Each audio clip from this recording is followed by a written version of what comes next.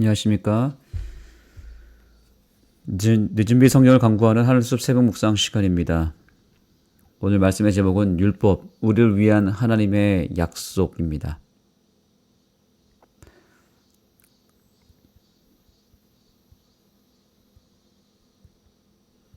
우리가 계속해서 율법에 대한 중요한 여러 가지 본질과 또 율법의 기능에 대해서 살펴보았습니다. 이 율법이라고 하는 것은 정말 방대하면서도 또 깊은 의미를 가지고 있습니다. 이 교과의 저자는 율법의 가장 본질적인 의미를 설명하는데 그 의미는 제목 속에 담겨져 있기도 합니다. 율법, 우리를 위한 하나님의 약속. 율법은 바로 하나님의 약속을 의미한다라고 이야기하고 있습니다.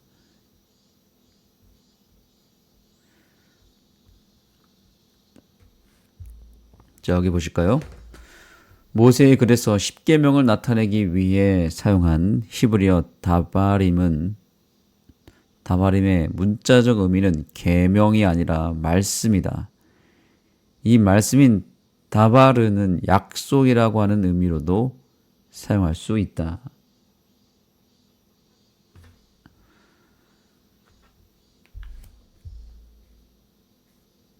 약속이라고 하는 용어, 이것이 바로 율법의 진정한 의미라고 하는 것입니다.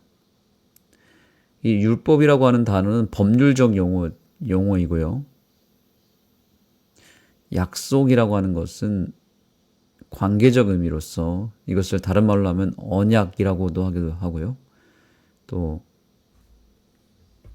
계명이라고도 합니다. 계명이라는 말은 쉽게 말씀드려요. 계약을 맺다. 계약을 맺기 위한 여러 이야기, 여러 명령들 이런 뜻입니다. 계약, 명령. 그래서 이것도 역시 약속의 의미가 담겨져 있습니다. 그래서 사실 십계명이라고 하는 것이 율법의 10가지 항목을 말하는 것이 아니라 이 10가지 계명은 그러면 무엇을 의미할까요?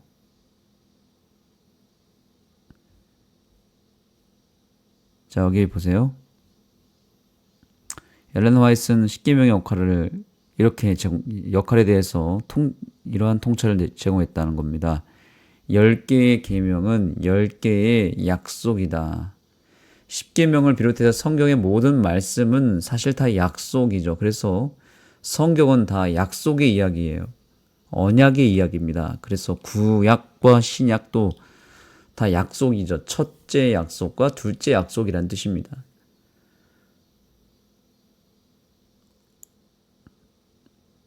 구약을 그래서 옛 언약이라고도 하고요. 신약을 새 언약이라고 부르기도 합니다. 그렇습니다. 성경에서 기록된 모든 명령은 또 모든 계명은 다 약속입니다. 그 성취가 분명하기 때문에 약속이지만 명령으로 뭐뭇 하라, 뭐뭇 하지 마라 라고 하는 명령조로 표현한 것 뿐입니다. 나 외에 다른 신을 섬기지 마라. 이것은 명령이 아니라 약속이라는 거죠. 이것을 약속으로 읽으면 어떻게 이해할 수 있을까요? 너희가 나의 안에 거하고 내가 베풀어주는 구원을 통해서 은혜를 받게 되면 나 외에 다른 신들을 섬기지 않을 것이다 라는 뜻입니다. 약속한 것이죠. 우상을 섬기지 말라 이 말은 뭐예요? 왜 이런 명령을 내렸습니까? 너희가 우상을 섬기지 않게 될 것이기 때문에 나만 의지하면 우상을 이길 수 있기 때문에 너희는 섬기지 말라 이렇게 얘기한 것이죠. 내 이름을 망령되이 부르지 않게 될 것이고 내가 안식일을 거룩하게 지키게 될 것이고 부모를 공경하게 될 것이다. 이렇게 약속으로서 우리에게 주어진 것이고 이 모든 명령은 그렇게 하나님의 약속으로 읽어야만 우리가 힘을 낼 수 있는 것입니다.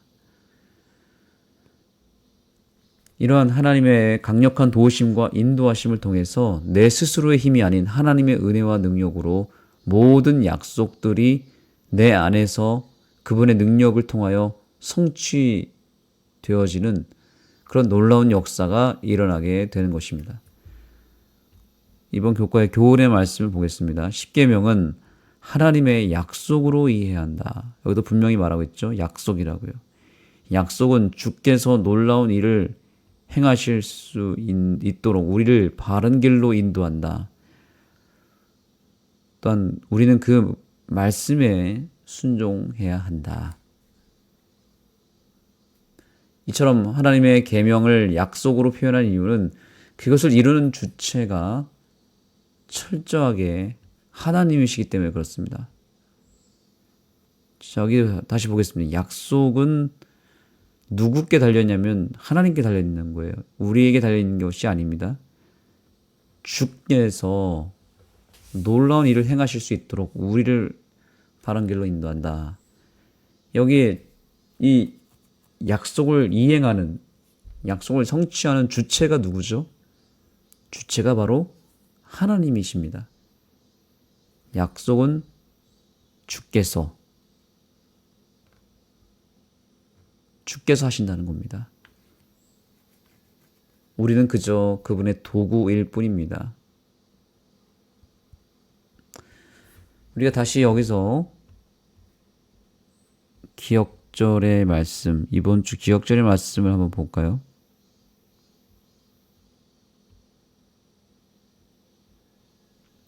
출애굽기 19장 4절로 9절입니다. 내가 애굽 사람에게 어떻게 행하였음과 내가 어떻게 독수리 날개로 너희를 업어 내게로 인도하였음을 너희가 보았느니라.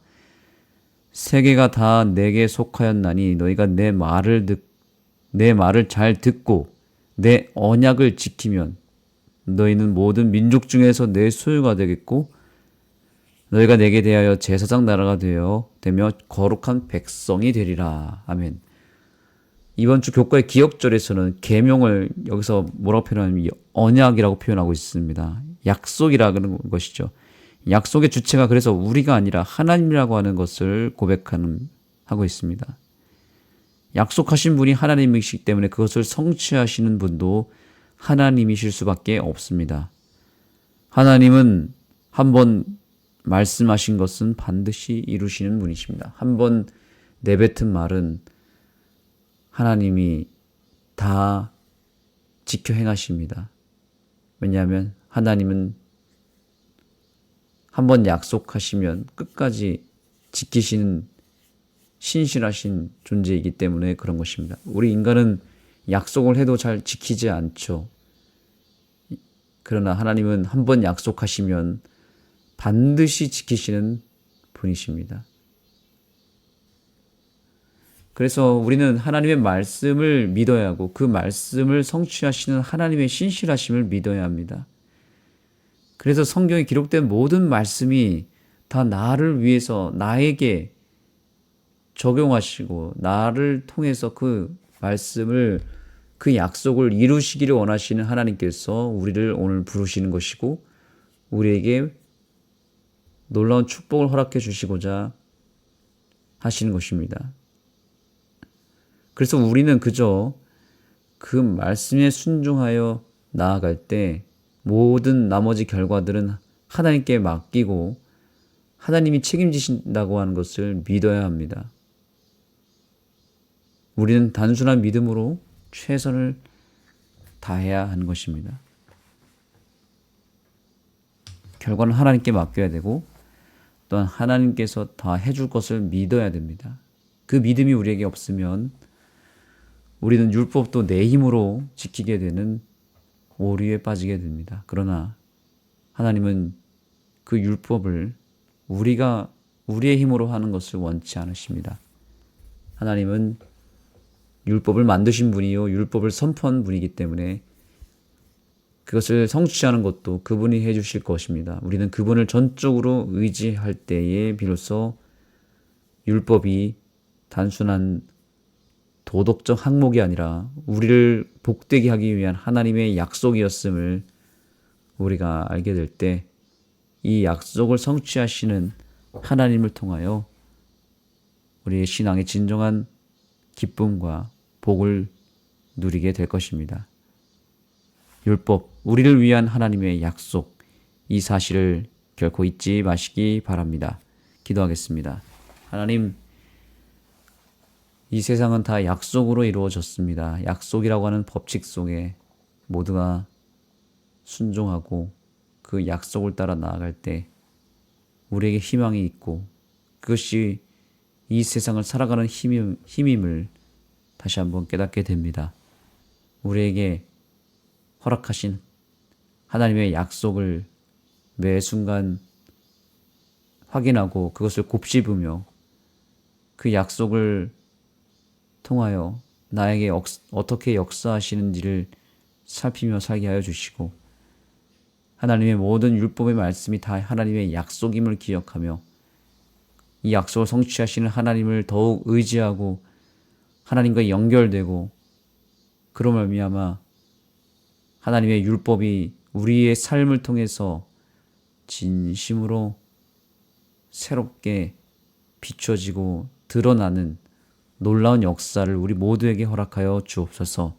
예수님의 이름으로 간절히 기도드립니다. 이제 각자 개인 기도하면서 오늘 주신 말씀을 생각하며 기도하겠습니다. 하나님이 나에게 주신 모든 성경의 약속을 내가 하나님과의 관계를 통하여 실현시킬 수 있도록 간구해 주시기를 소망합니다. 각자 개인적인 기도 제목도 함께 올리며 주님 앞에 나아가도록 하겠습니다.